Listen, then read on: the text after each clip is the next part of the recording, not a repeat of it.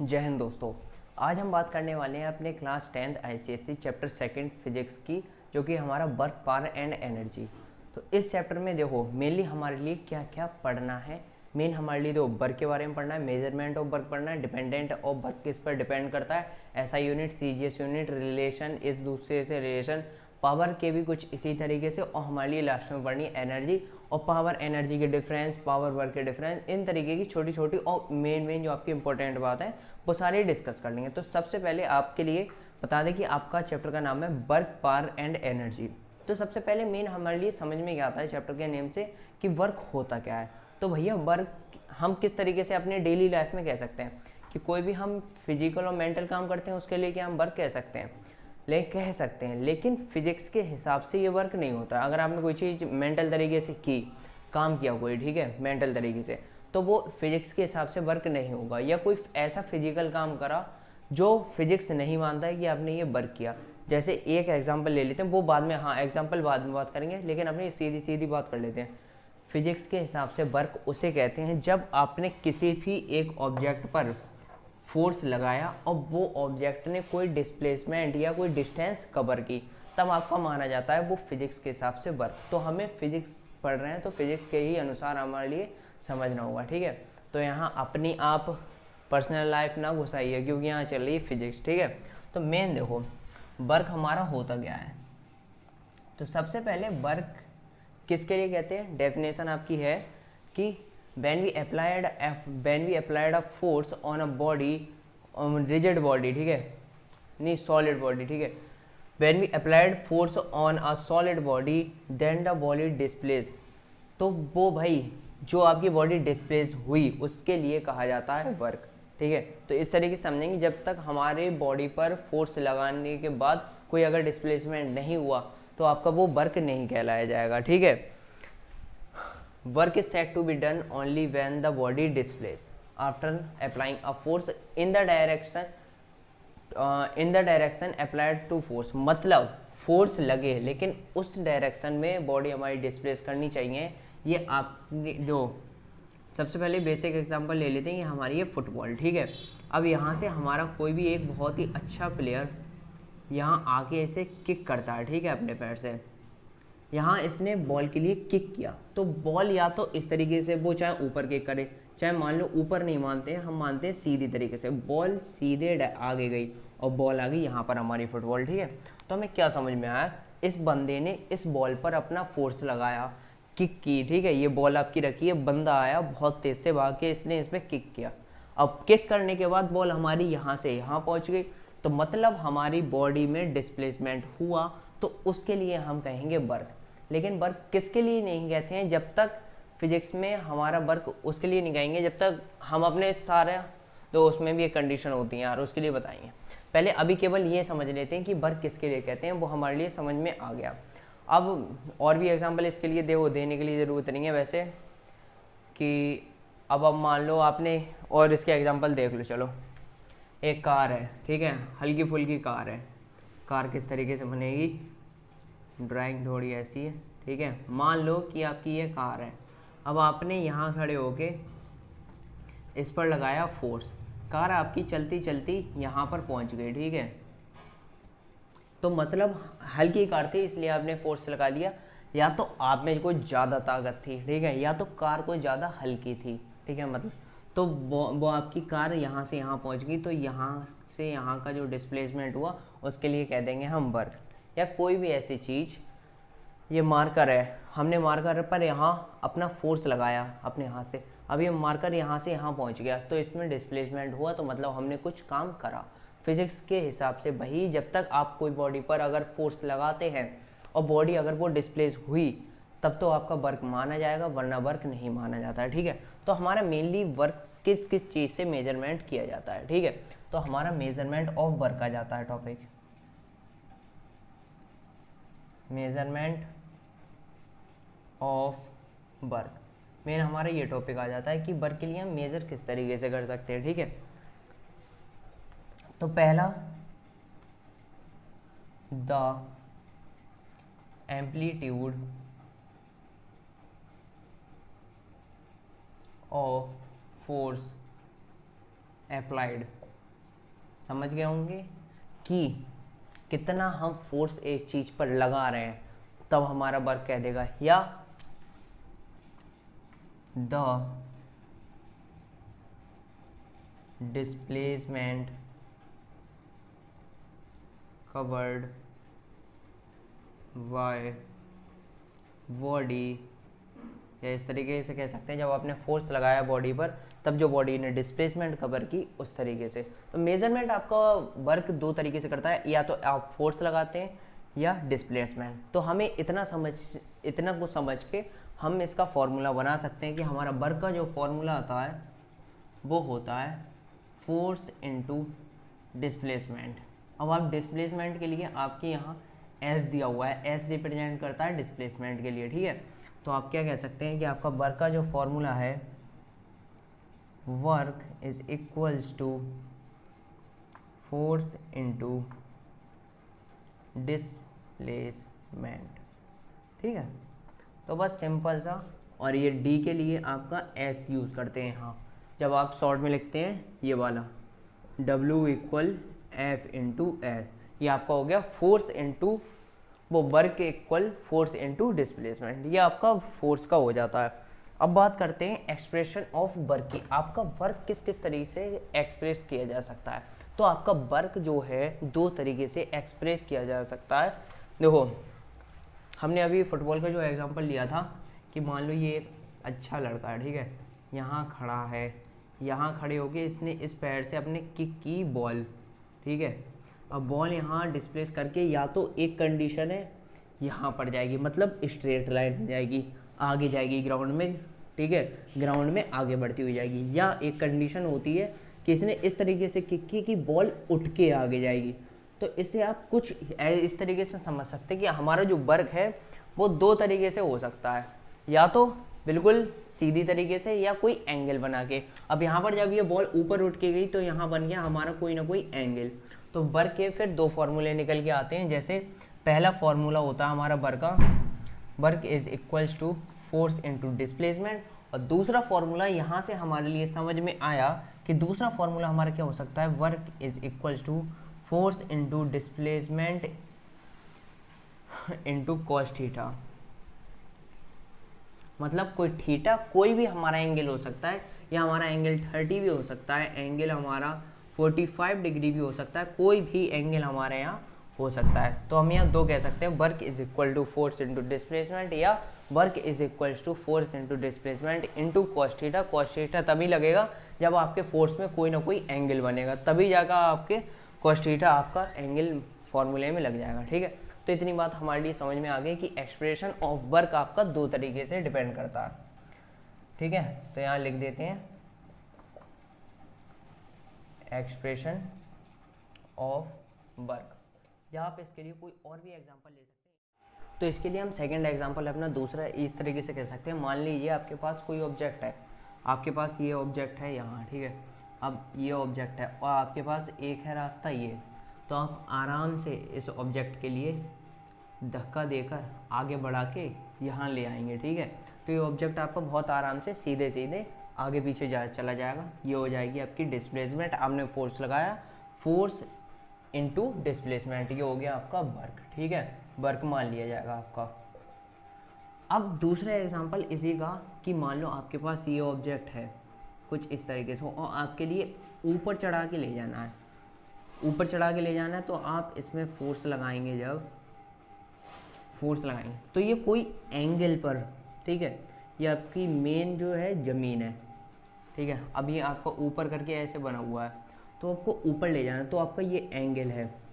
तो उसी तरीके से जैसे हमने यहाँ फुटबॉल में समझा कि या तो आपके पास दो ऑप्शन होते हैं, यहाँ तो आप सीधी किक मारिए तो बॉल सीधी जाएगी, या थोड़ा इस तरीके से किक मारते हैं कि बॉल ऊपर जाती है, तो यहाँ कोई एंगल बन जाता है इसके बीच में, यहाँ कोई हमारा एंगल बन जाता है। इसी तरीके से जब ऊपर ले जा रहे हैं तब कोई यहाँ एंगल बन जाता है, और होता है एक दूसरा के इसके बिल्कुल सीधे तरीके से ले जा सकते हैं।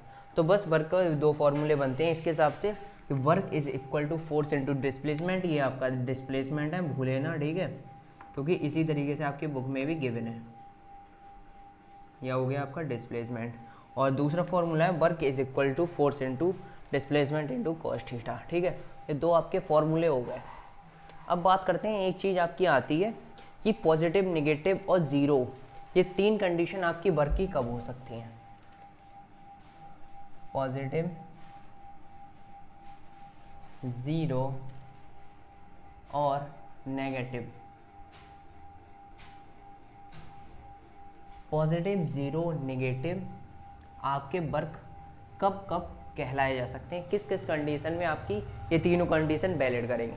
तो सबसे पहली बात कि पॉजिटिव कब करेगी, तो भाई जब इसमें बात आ रही है पॉजिटिव, नेगेटिव, ज़ीरो, तो इसमें थीटा की बात होगी। थीटा मतलब एंगल, हमारा कोई सा भी एंगल आपकी बुक में क्वेश्चन में गिवन कर सकते हैं, उसी के हिसाब के आपको पता करना है। तो आपका पहली कंडीशन जब पॉजिटिव होता है, पॉजिटिव वर्क हमारा कहलाएगा, तो कब कहलाएगा? जो हमारा एंगल, जो हमारा थीटा है, थीटा कोई भी ऑब्जर्वेबल एंगल, ठीक है, जो भी वो दें उसे मान लो, वो 0 डिग्री से बड़ा होगा और 90 डिग्री से छोटा होगा, तब हमारी कंडीशन जो है पॉजिटिव में आएगी, याद रखनी है। और ज़ीरो कब होगी?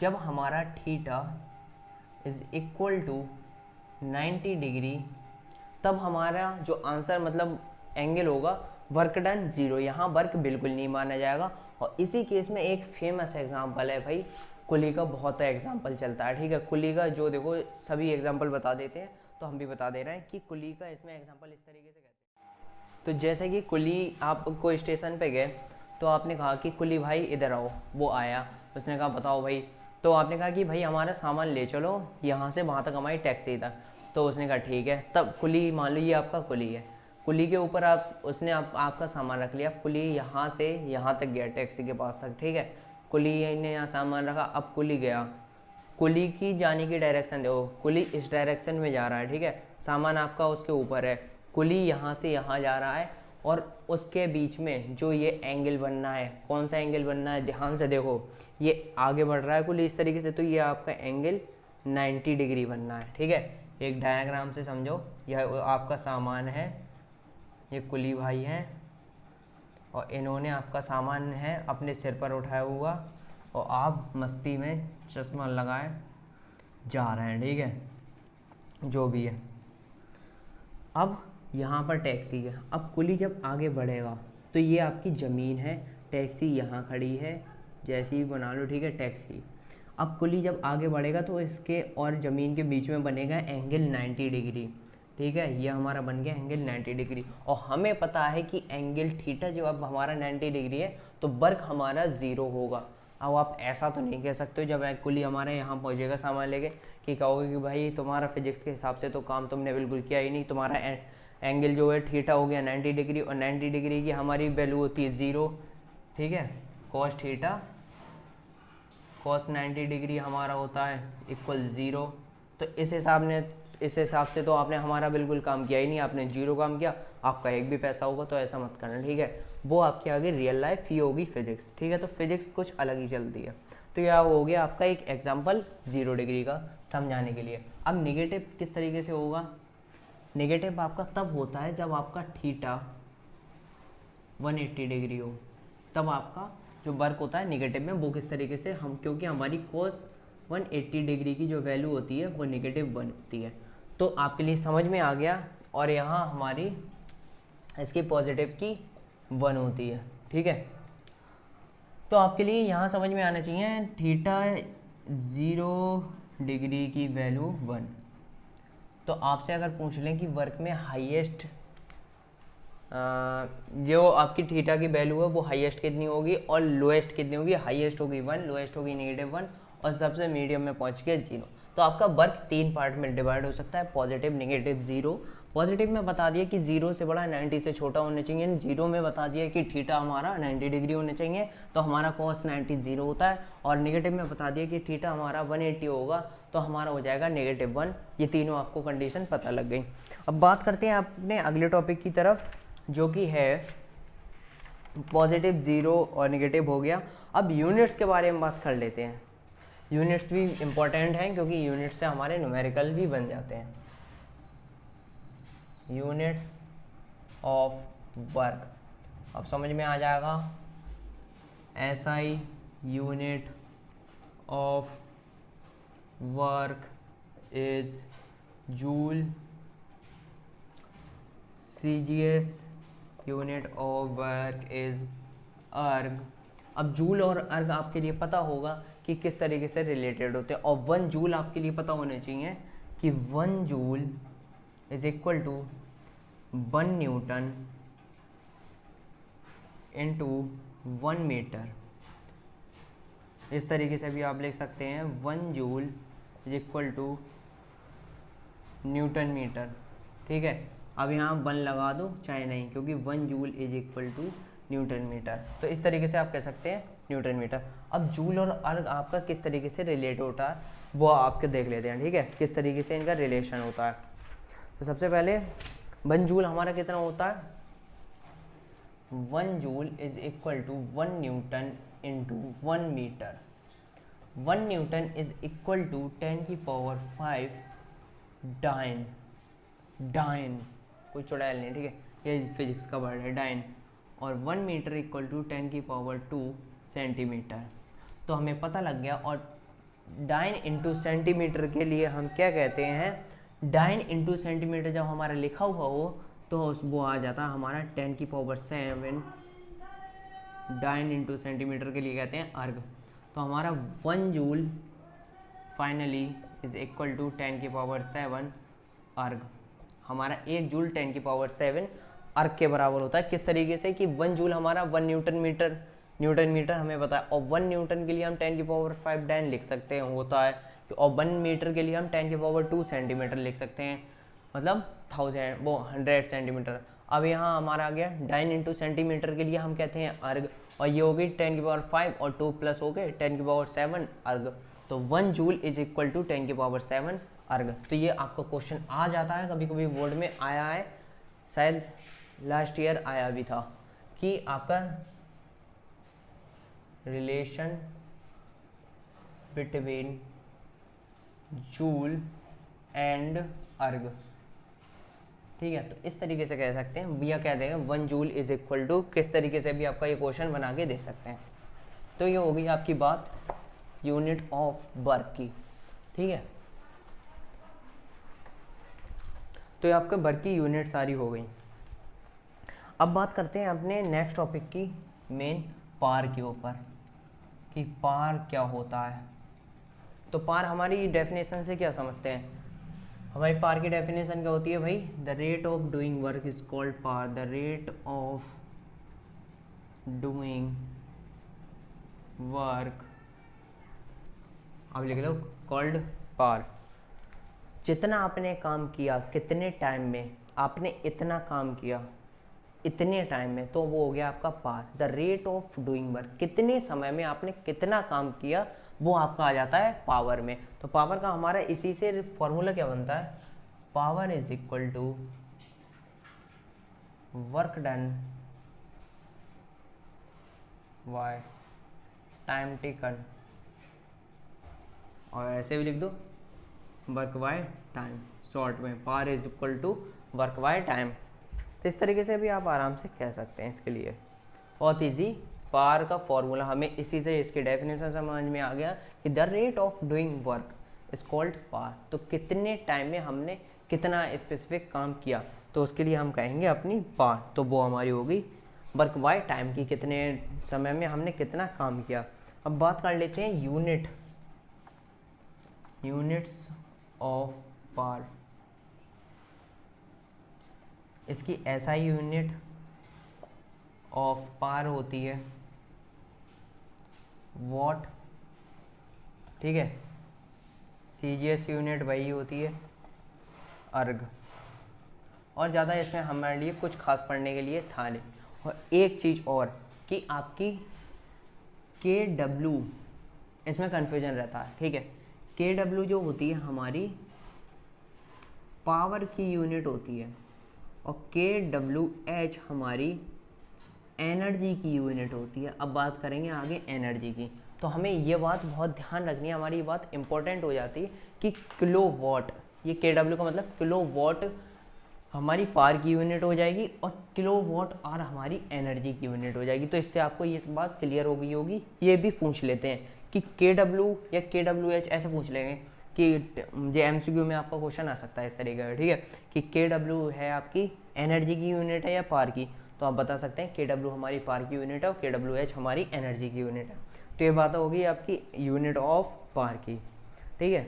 अब आपका डिफरेंस पूछ लेते हैं, हमने बात की थी कि डिफरेंस की, तो आपका सबसे पहले एसी का डिफरेंस पूछ लेंगे कि डिफरेंस बिटवीन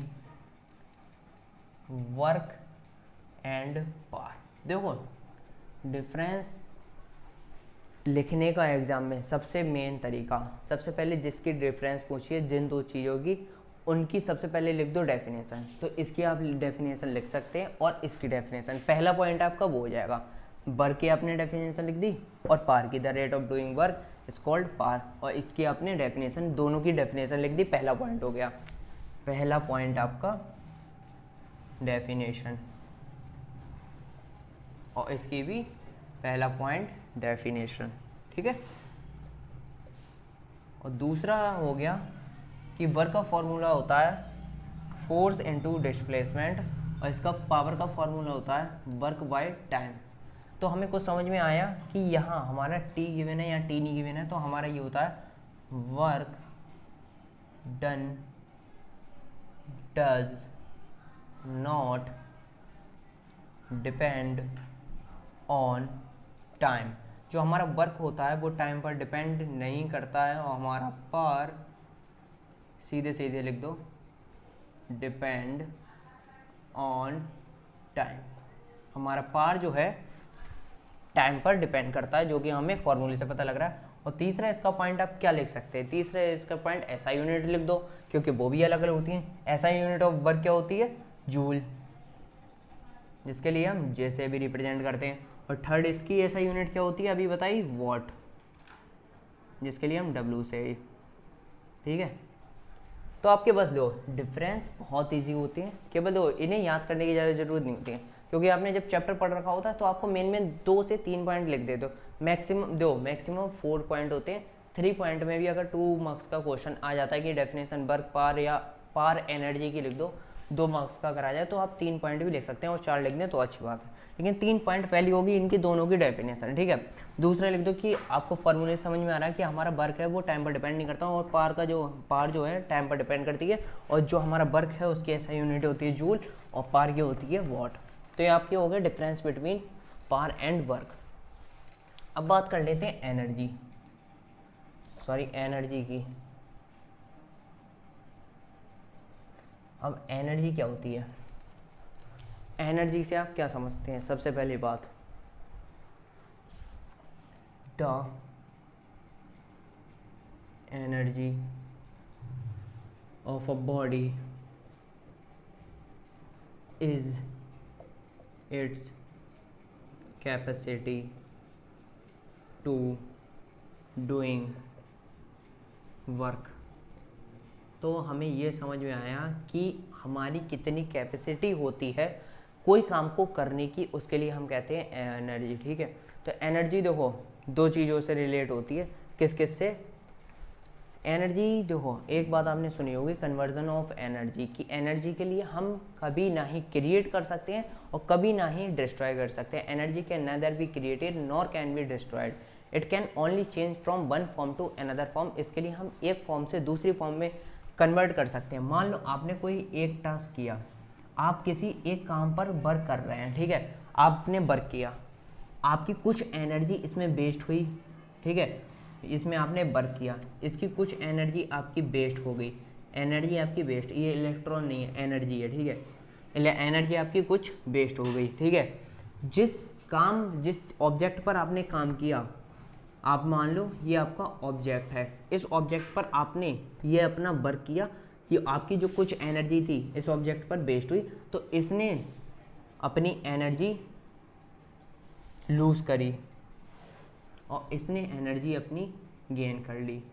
तो इससे कुछ समझ में आया, एनर्जी से एक एग्जांपल देके समझाना चाह रहे हैं कि आपने इसका एनर्जी का बस यही मोटिव होता है, आपने इस ऑब्जेक्ट पर अपना कोई काम करा, आपकी कुछ एनर्जी हो गई वेस्ट इस ऑब्जेक्ट के ऊपर, तो आपकी यहाँ से एनर्जी लूज हो गई, डिक्रीज़ हो गई, यहाँ जाके आपकी एनर्जी इंक्रीज़ हो गई, इस वर्क में जाके लग गई, तो आपकी एनर्जी केवल ट्रांसफ़र हो सकती है, ठीक है।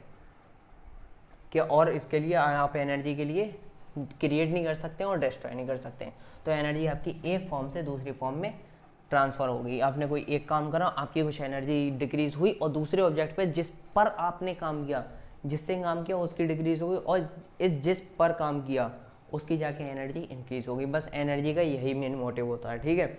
अब यूनिट ऑफ एनर्जी आ जाती है आपकी, यूनिट्स ऑफ एनर्जी। सबसे पहली बात, the SI unit of energy. बताओ ऐसा यूनिट ऑफ एनर्जी क्या हो सकती है? कुछ तो समझ में आ गया होगा। इतना देखिए, ऐसा यूनिट ऑफ एनर्जी होती है हमारी जूल, इसकी वॉट नहीं होती, क्योंकि पावर की हो जाती है हमारी वॉट, और हमारी वर्क की और एनर्जी की ऐसा यूनिट सेम होती है, ठीक है, जूल हो गई। और ऐसे ही बिल्कुल same CGS unit of energy is अर्ग। मेन बस आपके यही मेन पॉइंट थे पहली एक्सरसाइज में कि दो वर्क पावर एनर्जी के बारे में पढ़ना, उनकी डेफिनेशन, वो अगर किसी चीज़ पर डिपेंड करते हैं तो उसे देखना कि किस किस चीज़ पर डिपेंड कर रहे हैं, और उनकी एसआई यूनिट, सीजीएस यूनिट और उनकी एक दो यूनिट जो भी और दे रखी हैं उनके बारे में डिफरेंस समझना है इन सबका। अब डिफरेंस समझने के हमें क्या समझ में आता है, डिफरेंस। और हाँ, अभी बात की थी कि KWH हमारी एनर्जी की यूनिट होती है, एक बार और लिख के बता दिया ताकि भूलो नहीं, ठीक है। ये एग्जाम में क्वेश्चन आया हुआ है, इसलिए बताना है कि KWH जब भी आए कि एनर्जी की यूनिट होती है ये हाँ या ना, तो आप बिल्कुल कह देंगे हाँ, KWH हमारी एनर्जी की यूनिट होती है, और KW मतलब किलोवाट हमारी पावर की यूनिट होती है, और किलोवाट आवर हमारी एनर्जी की यूनिट होती है। ये बात आपको बहुत मेन पॉइंट है, ये पता होना चाहिए, ठीक है। अब डेफिनेशन, वो डिफरेंस इसका भी पूछ लेते हैं, एनर्जी और पावर का डिफरेंस। तो वही बात, मेन पॉइंट आपको पहला क्या लिखना है, इन दोनों के बीच में जब डिफरेंस की बात आ जाती है तो इसका मेन पॉइंट पहला क्या हो जाता है, ठीक है, डेफिनेशन। सबसे मेन बात, यही बात आपको यहाँ भी रिपीट करनी है, डेफिनेशन डेफिनेशन दोनों की सबसे पहले आपको लिख लेनी है डेफिनेशन। अब आपका सेकंड पॉइंट क्या आ जाता है, सेकंड पॉइंट कि आपकी क्या चीज़ किस पर डिपेंड करती है और क्या चीज़ किस पर डिपेंड नहीं करती है। एनर्जी को, एनर्जी देखो हमें पता है पावर का फॉर्मूला क्या होता है, वर्क बाय टाइम। तो हमें ये पता है कि हमारा पावर जो है टाइम पर डिपेंडेंट है, ठीक है, जो हमारा पावर है टाइम पर डिपेंड करता है, और हमारा ये एनर्जी है टाइम से इंडिपेंडेंट, ठीक है, या हमारी जो एनर्जी है इंडिपेंडेंट है। और तीसरी बात, इनकी एसआई यूनिट आ जाती है, इसकी एसआई यूनिट है joule, symbol J, SI unit is what, symbol W, ठीक है। मेन बस 3 पॉइंट आप लिख सकते हैं, डेफिनेशन पहली, टाइम पर डिपेंडेंट, इंडिपेंडेंट, डिपेंडेंट, और जूल, वॉट। मेन आपके ये 3 आपके आ गए डिफरेंस, ठीक है। तो बस इसी तरीके से आपके मेन पॉइंट सारे डिस्कस हो गए हैं, वैसे सभी पॉइंट आपके मेन डिस्कस हो गए हैं। अब बची आपकी मैकेनिकल एनर्जी वगैरह, ये चीज़ें ये अगले पार्ट में डिस्कस कर लेंगे, और विद सम न्यूमेरिकल्स, क्योंकि न्यूमेरिकल्स भी वही इस चैप्टर में आते हैं, ज़रूरी भी हैं, ठीक है, क्योंकि इतने सारे फॉर्मूले दिए हुए हैं, केवल देखने के लिए तो दिए नहीं होंगे, इतनी बात तो समझ गए होंगे, देखने के लिए तो कोई फॉर्मूले दे नहीं देगा। तो भाई इसमें, इसके अगले पार्ट में हम अपनी मैकेनिकल एनर्जी मतलब काइनेटिक एनर्जी, पोटेंशियल एनर्जी, उनके फॉर्मूले, उनके बारे में और उनके न्यूमेरिकल सब कुछ डिस्कस करेंगे, ठीक है। तो मिलते हैं अगले पार्ट में। जय हिंद।